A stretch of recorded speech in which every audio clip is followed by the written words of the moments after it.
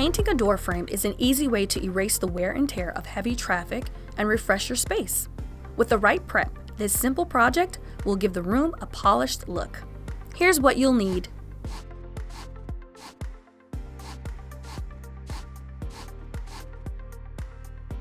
High gloss or semi-gloss latex paint is recommended for painting interior doors and trim.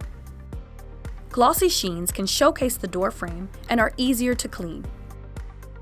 To protect the door, remove it and store away from the painting area. Use a drop cloth to protect the floor. Cover the hinges and latches with painter's tape. Then apply painter's tape on the wall around the door frame. Start by repairing minor scratches and damage prior to painting. Use a line of caulk to seal gaps between the frame and the wall, and fill in any small chips and gouges with wood filler or spackling.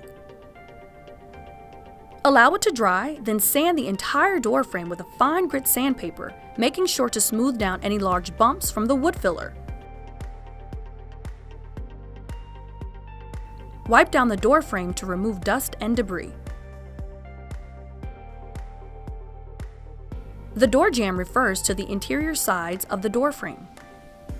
This is the best place to start painting.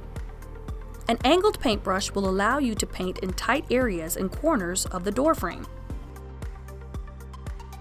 Align the tip of the brush to the upper inside of the corner and move down the frame with a long sweeping stroke until you reach the bottom of the door jamb. Continue to use linear up and down motions to cover the surface. Paint the outside of the door frame, working from top to bottom, overlapping by at least ½ inch. Repeat on the other side of the frame and finally across the top. Allow paint to dry to touch before applying a second coat. Once paint is completely dry, reattach your door. Whether you are upgrading paint colors or giving the space a refresh, painting the door frame is an easy way to give the room a completed look. Good luck, and thanks for shopping at the Home Depot.